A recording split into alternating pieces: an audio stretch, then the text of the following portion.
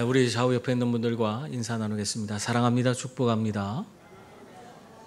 반갑습니다. 중동의 한 지역에서 50명쯤 되는 그 무슬림 그리스도인들이 비밀리에 세례식을 올리고 있었습니다. 버스를 타고 물가를 찾아가서 거기서 세례를 이렇게 주고 있는데 갑자기 무장한 그 무슬림들이 나타났어요. 그래서 이 사람들이 부랴부랴 버스를 타고 도망치기 시작했습니다. 그러니까 저 무장한 그 사람들이 장갑차를 타고 막 총을 난사하면서 쫓아오기 시작해요. 그러니까 이제 다 죽게 생겼습니다. 그러니까 이 버스를 탄 그리스도인들이 버스 안에서 정말 하나님 앞에 열심히 기도했어요. 하나님 살려주세요. 하나님께서 함께 하시는 것을 보여주세요. 우리가 지금 이렇게 위기에 처했습니다. 하나님 도와주세요. 열심히 기도했어요. 그런데 그 기도를 마치고 나니까 놀라운 일이 벌어졌어요. 뭐냐면 갑자기 모래폭풍이 부르면서 버스 뒤쪽으로만 모래폭풍이 계속 부는 거예요. 그러니까 자기들이 정신없이 도망쳤는데 나중에 보니까 뒤에 모래폭풍이 있어갖고 그런지 이 장갑차가 보이지 않는 거예요. 쫓아오지 못하는 겁니다. 그래서 그 버스에 탔던 모든 그리스도인들이 무사히 집으로 다 귀가할 수 있었다 하는 그런 일이 있었습니다. 여러분, 이렇게 죽음을 앞두고도 믿음을 잃지 않고 하나님의 자녀, 하나님 앞에 그냥 열심히 간절히 기도한 이 하나님의 자녀들은 결국 어떻게 했어요? 하나님의 놀라운 기적을 경험할 수가 있었습니다. 여러분, 오늘날 많은 사람들이요, 오늘날에는 하나님께서 어떤 기적을 베풀어 주시지 않는다고 그렇게 생각하는 그런 분들이 많이 계세요. 그러나 그렇지 않습니다. 하나님은 오늘날에도 기적을 보이시고 그것을 통해 하나님을 더욱더 우리가 신뢰하고 믿을 수 있도록 만들어 주시는 줄 믿습니다.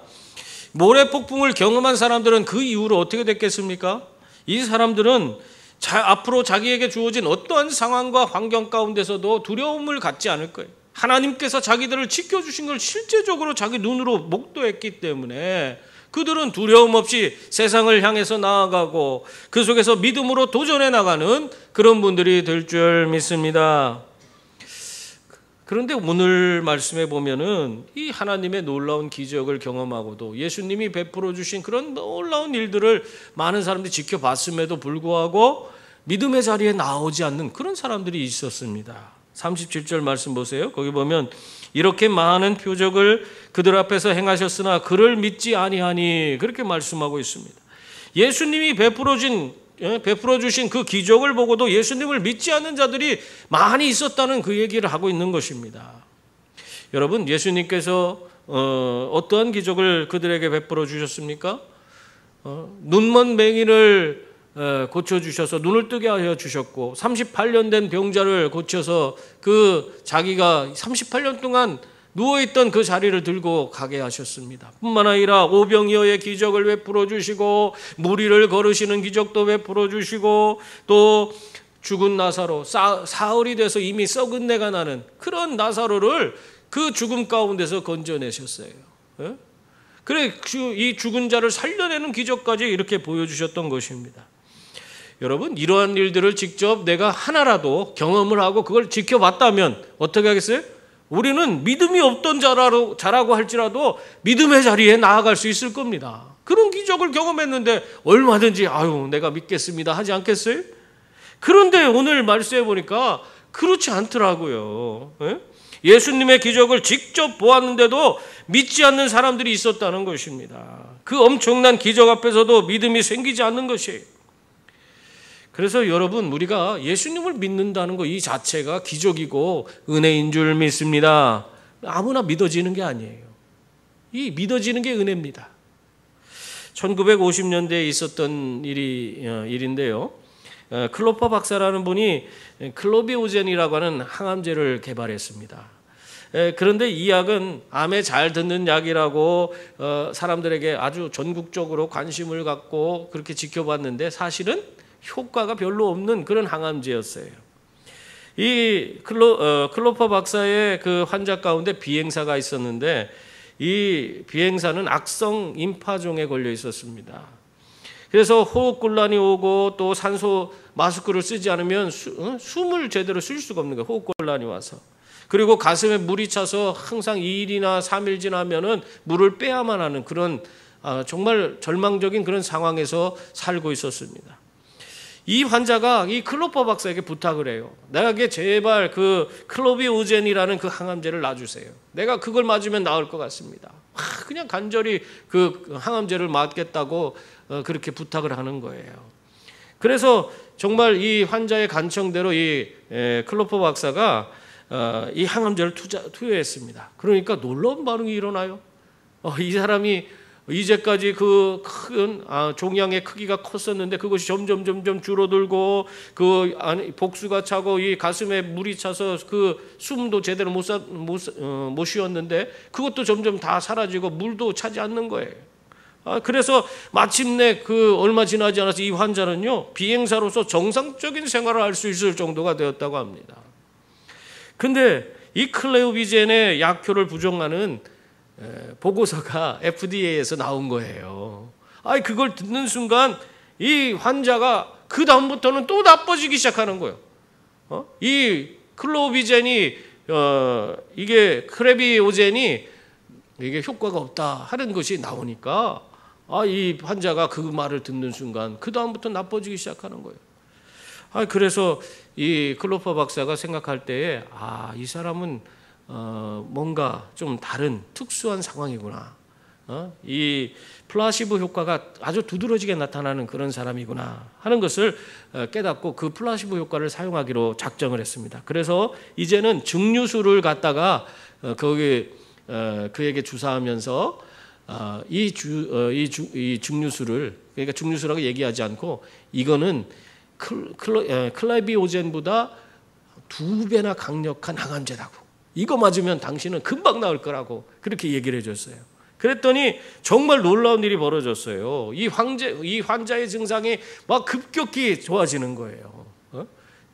그래갖고는 결과적으로는 그 종양도 거의 다 사라지고 물 차던 것도 전부 다 없어져서 이젠 퇴원해서 정상 생활로 돌아갈 수 있었습니다.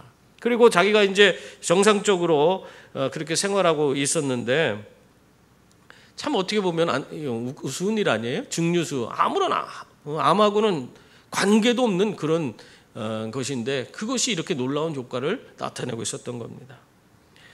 그런데 그렇게 해서 정상적인 생활을 하다가 얼마 지나지 않아서 이제는 완전히 결론이 났어요.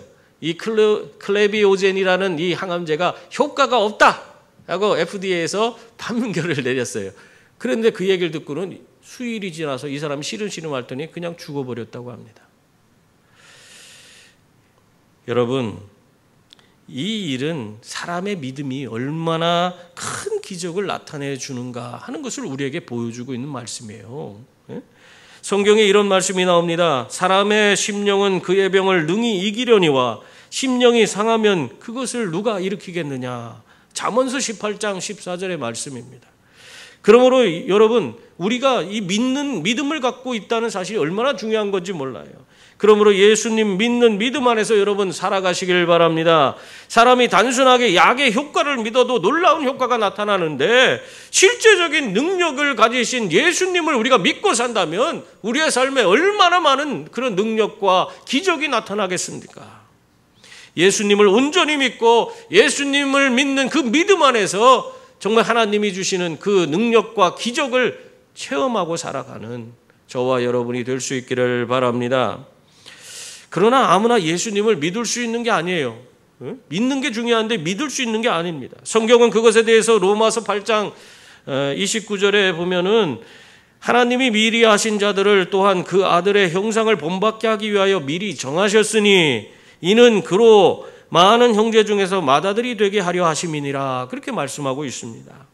하나님은 어떤 분이라는 거예요? 모든 것을 다 아시는 분이라고 말씀하고 있습니다. 모든 것을 다 아신다 하는 것을 예지라고 그래요. 예지.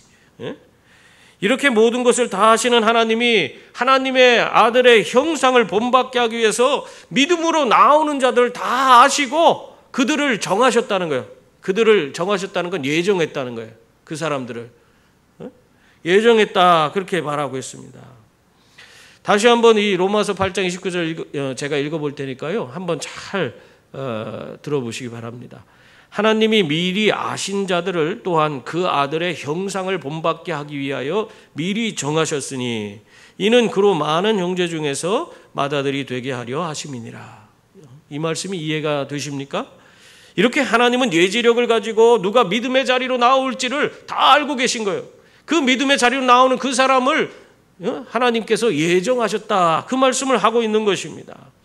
여러분, 그 예정 가운데 오늘 우리가 부름받아서 이 자리에 있는 줄 믿습니다. 그래서 우리들이 예수님 믿는다는 것 자체가 기적이요, 은혜인 줄 믿습니다. 우리가 이 놀라운 은혜 가운데 살아가는 것입니다. 그런데 안타깝게도 예수님을 둘러싸고 있는 많은 사람들 가운데는 그러한 기적이 행해지던 그런 장소에 있었음에도 불구하고 그들이 예수님을 믿지 않았습니다. 같은 기적을 보고도 어떤 사람은 믿음의 자리로 나오는데 어떤 사람은 도저히 믿지 못하고 있는 것입니다. 왜 그렇습니까? 오늘 성경은 그것에 대해서 아주 분명하게 얘기하고 있어요. 그것은 그들이 눈이 멀고 마음이 완고하기 때문이라 그렇게 말씀하고 있습니다. 39절부터 40절 말씀 보세요. 이들이 믿음의 자리로 예수님 믿지 못하는 이유는 그들이 능히 믿지 못하는 것은 이 때문이니 곧 이사야가 다시 일렀으되 그들의 눈을 멀게 하시고 그들의 마음을 완고하게 하셨으니 이는 그들로 하여금 눈으로 보고 마음으로 깨닫고 돌이켜 내게 고침을 받지 못하게 하려 함이라 하였음이더라. 이 말이 무슨 말씀이에요? 여러분, 우리들이 하나님을 믿고 안 믿는 것은 하나님의 큰 계획과 섭리 가운데서 그 모든 것이 다 진행된다는 그런 말씀입니다.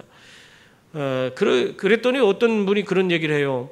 목사님, 하나님이 그냥 모든 사람들을 다 믿게 해주지 왜 누구는 믿게 하고 어떤 사람은 믿지 못하게 그렇게 하시는 겁니까? 너무 불공평한 거 아닙니까?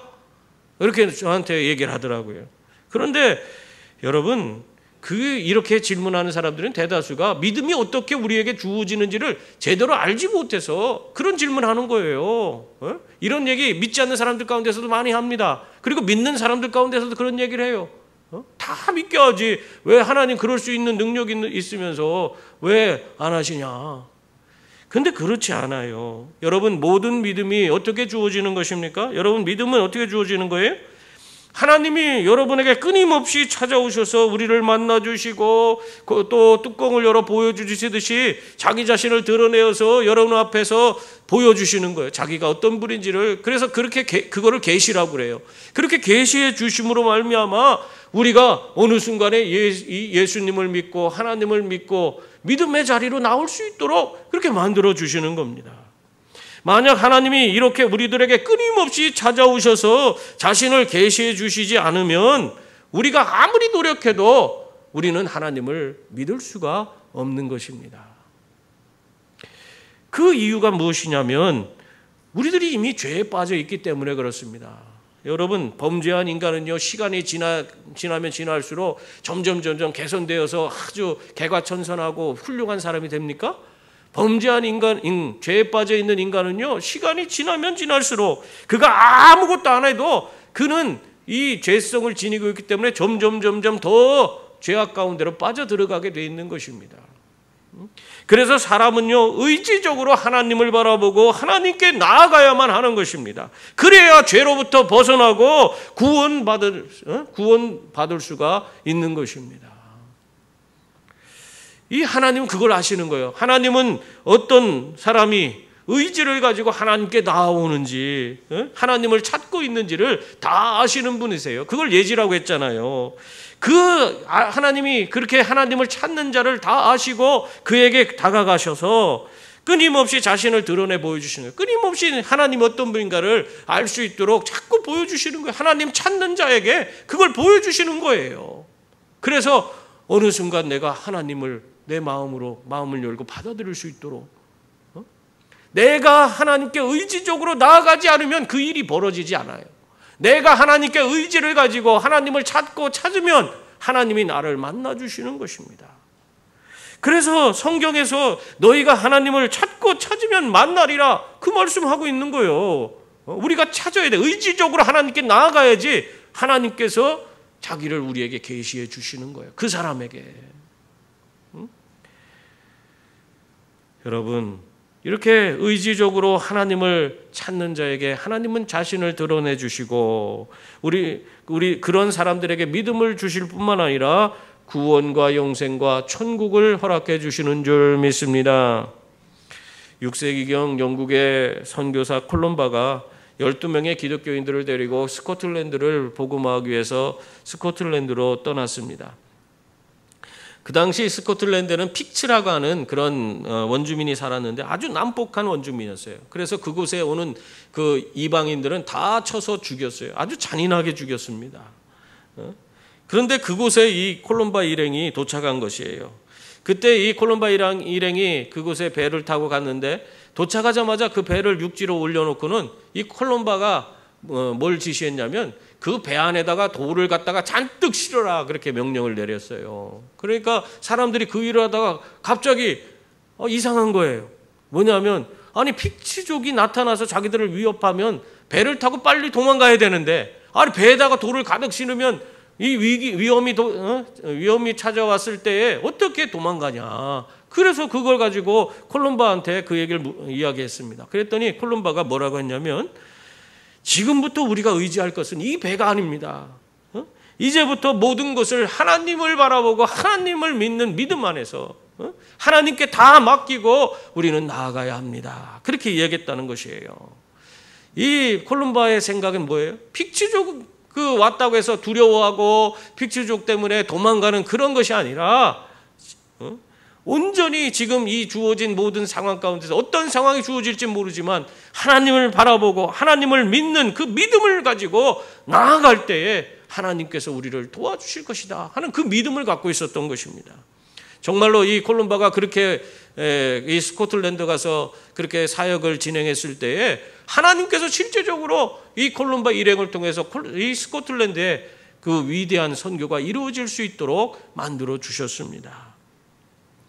여러분, 하나님께서 우리에게 믿음 주시면 우리는 무엇이든지 감당할 수 있는 줄 믿습니다. 그런데 문제는요, 예수님과 함께 있던 자들 중에 이 믿지 않는 자들은 하나님을 바라보고 하나님께 나아가려고 하는 그런 의지가 없었다는 것입니다. 그래서 믿음이 생기지 않는 거예요. 이 사람들은 의지가 없었기 때문에 하나님께 나아가지도 않고, 그러니까 하나님을 만날 수도 없었고, 그리고 믿음을 가질 수도 없는 그런 자들이 되었던 것입니다. 여러분, 이렇게 하나님을 찾지 않는 자들을 하나님 어떻게 하세요? 그냥 내버려 두세요. 하나님께서 우리에게 하는 것은 적극적으로 우리의 삶에 개입하는 경우도 있지만, 그리고 아니면 우리에게 부정적으로 어떤 제재를 가할 수도 있지만, 어떤 때는 우리를 그냥 방임해버리는 그런 경우도 있습니다. 그러니까 하나님을 찾지 않고 나오지 않는 자들, 그 죄악 가운데 있는 그런 자들은 그냥 방임해버리는 거예요. 그러면 그들은 어떻게 됩니까? 점점 죄악 가운데 빠져가는 거예요.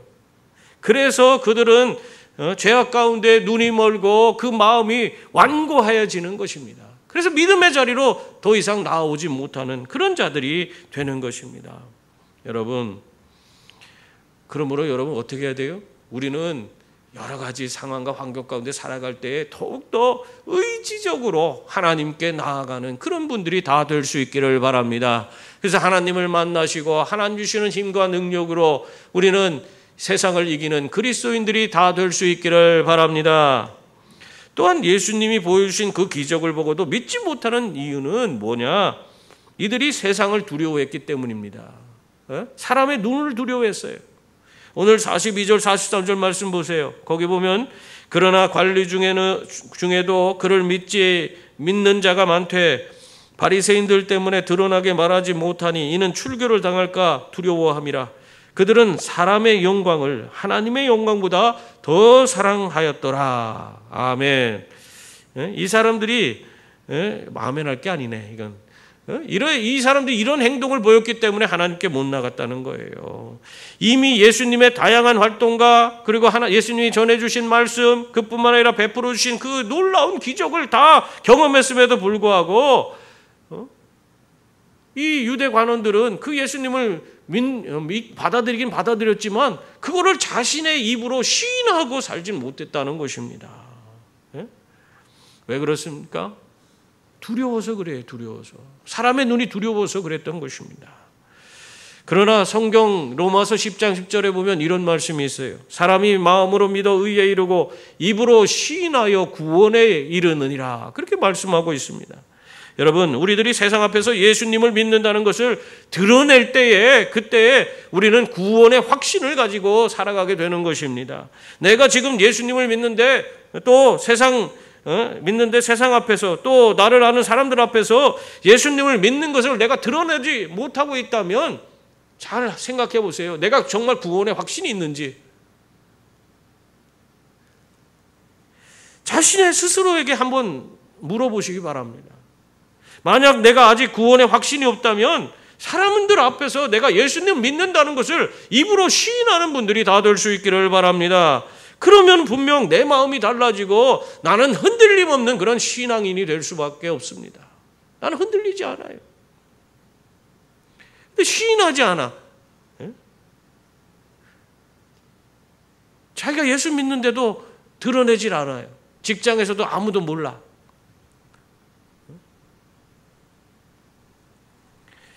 여러분, 우리가 생활하면서 도장을 사용할 때가 많이 있어요. 언제 사용합니까?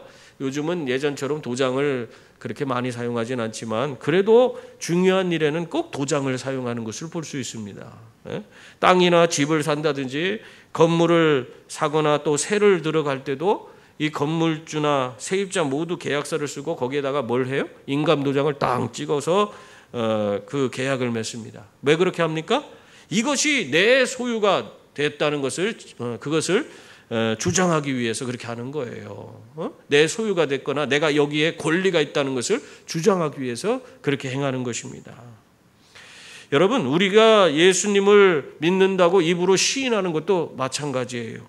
내가 예수님을 시인한다는 것은 내가 예수님의 소유가 되었다는 그것을 세상 앞에 드러내는 것입니다. 그것을 주장하는 것입니다.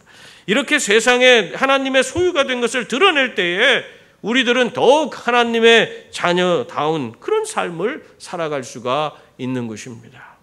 그러므로 여러분, 언제 어디서든지 예수님을 믿는다는 것을 시인해서 하나님의 자녀로서 하나님께 영광 돌리는 분들이 다 될 수 있기를 바랍니다. 그걸 하나님께서 기뻐하시는 거예요. 근데 이 유대 관리들은 그렇게 하지 못했습니다. 왜 그랬다고 했어요? 유대 관리들은 자신들이 지금 누리고 있는 그 모든 것을 빼앗길까 봐. 예수님 믿는다고 하면은 빼앗길 수 있기 때문에 그렇게 하지 않았던 것입니다. 예수님 믿으면은 이미 유대 공동체에서 출교시키겠다는 바리새인들이 그러한 조치를 취해놨지 않았어요? 그렇기 때문에 예수 믿는다는 걸 공개적으로 하면은 자기가 누리고 있는 이 사내들인의 공회원으로서의 자격 또는 자기가 갖고 있는 재산권 그리고 이 유대 공동체 안에서 누리던 모든 것들을 일순간에 빼앗기고 쫓겨날 수 있기 때문에 그렇게 하지 못하는 것입니다. 여러분, 오늘날도 마찬가지예요. 참 이러한 일을 우리가 겪는다고 생각해 보세요. 내가 예수님 믿음으로 말미암아 내 재산을 빼앗기고 내 권한을 다 빼앗기고 우리 공동체에서 쫓겨난다고 생각해 보세요. 아마 지금 이런 일을 겪는다고 하면 우리 가운데서도 예수 믿는다는 것을 드러내고 이렇게 사람들 앞에 이야기할 수 있는 사람, 예수님을 내가 믿는다고 시인할 수 있는 사람이 얼마나 되겠습니까? 참 어려운 일이에요. 이게 무섭고 두려운 일입니다. 근데 이러한 것보다 더 예수님을 믿지 못하게 하는 더 큰 요인이 있습니다. 그게 뭐냐면 오늘 이 마지막 절에 나오죠. 그들은 사람의 영광을 하나님의 영광보다 더 사랑하였더라. 사람의 영광을 이 하나님의 영광보다 더 사랑했기 때문에 그래서 이들은 예수님을 믿을 수 없다는 거예요. 이게 더 근본적인 요인이었습니다. 유대 관리들은 이 세상에 있는 것들을 하나님보다 더 사랑해서 그걸 움켜쥔 손을 놓을 수가 없었던 것입니다. 여러분, 예수님을 믿는다는 게 뭡니까? 예수님 믿는다는 것은 여러분의 인생의 주인이 바뀌는 겁니다. 예수님이 내 인생의 구주가 되시고 또 주인이 되어 주신다는 것을 내가 인정하고 그분께 내 인생을 맡기고 살아가는 것을 예수님을 믿는다고 얘기하는 것입니다. 그러니까 철저히 이 예수님을 믿는다는 것은 철저히 자기 부인이 선행되어야지 가능한 거예요. 내가 나를 부인하고 내가 주인임을 내가 내려놓고 우리 예수님께 내 주권을 양도해야만이 우리가 제대로 믿을 수가 있는 것입니다. 이렇게 철저히 나를 부인하고 예수님을 내 삶의 구주와 주인으로 내가 영접하고 그분을 모시고 살 때에 우리는 두려움 없이 세상의 모든 것을 다 내려놓고 하나님을 따르는 그런 존재가 되는 것입니다. 이게 안 되기 때문에 내가 아직도 내 인생의 주인이 되기 때문에 내려놓질 못하는 거예요. 하나님을 따를 수가 없는 것입니다. 아이들이 어렸을 때에 대형마트에 이렇게 데리고 가면은 그냥 제일 중요한 코너가 있잖아요. 아이들한테는 장난감 코너가 얼마나 큰지 몰라. 가면은 그거 안 사줄 수가 없어요. 그래서 우리가 삼형제인데 가서 야 니들 딱 하나씩만 골라라. 니들 원하는 거 딱 하나만 사주겠다 하면은 아이들이 거기서 하나씩 골라요. 이 아이들이 컸을 때는 좀 문제가 안 되네. 작았을 때요. 이게 계산대 앞에 가면 문제가 됩니다. 계산하려고 일로 내라 해갖고 계산대에 올려놔야지 자기가 움켜쥐고 있는 것을 내려놔야지 그 위에다 계산대 위에다 내려놔야지 그게 계산을 하고 돈을 지불해야지 자기 것이 되는데 우리 막내가 큰 놈들은 좀 컸으니까 거기다 내려놓을 줄 아는데 그거를 내려놓지 못하고 꾹 잡고는 안 내놓는 거예요. 계산하고 줄게 해도 안 믿어. 그걸 내놓질 않아요. 그래서 그거 신랑이 하는데 사람들이 줄은 서 있지 얼마나 민망한지 몰라요. 그래서 어르고 달래갖고 겨우 그 바코드를 어떻게 해서든지 찍게 해갖고는 그래서 계산을 하고 그거 장난감을 준 적이 있습니다. 여러분 장난감을 그 계산대에 올려놓으라는 거 내려놓으라고 하는 것은 뭐예요? 그걸 돈 지불하고 완전히 자기 것으로 만들어주겠다는 거예요. 근데 그거를 못하면은 그게 자기 것이 될 수가 없어요. 여러분이 마트에 가서 많은 물건을 사고 나서 그것에 대해서 계산대에서 돈을 지불하지 않으면 그것이 자기 겁니까? 거기서 돈을 지불해야지만이 그게 자기 것이 되는 거예요. 여러분 마찬가지예요. 하나님 앞에 우리의 모든 것을 우리가 내려놓으면은 그것이 다 없어지는 게 아니에요. 하나님께서 그것을 계산해 주셔서 우리에게 더 큰 은혜와 복으로 우리에게 그 모든 것을 채워주시고 우리에게 정말 그 모든 것을 허락해 주실 줄 믿습니다. 그래서 우리가 주님 앞에서 내려놓을 줄 알아야 돼. 내려놓으면 그것도 내 것이 되는 거예요. 그것보다 더 큰 은혜와 복도 우리가 받게 되는 것입니다. 근데 내려놓지 못하면은 우리가 아무것도 할 수가 없습니다. 그러므로 사랑하는 성도님들, 우리가 세상을 바라보고 세상의 모든 것을 움켜쥐고 있으면서 예수님을 믿을 수 있다고 생각하면 오산입니다. 우리는 세상 것을 다 움켜쥐고는 예수님 믿을 수 없어요. 내가 움켜쥐고 있는 것을 내려놓고 하나님을 온전히 바라보면 하나님은 우리들에게 믿음을 주시는 거예요. 그래서 예수님을 믿게 하여 주시고 세상의 영광이 아니라 하나님의 영광을 구하는 그런 자들이 되도록 만들어 주십니다. 그때 우리들은 예수님으로 말미암아 주어지는 정말 크고 놀라운 하늘의 신령한 은혜와 복을 누리며 사는 그런 귀한 존재가 되는 줄 믿습니다. 기도하겠습니다.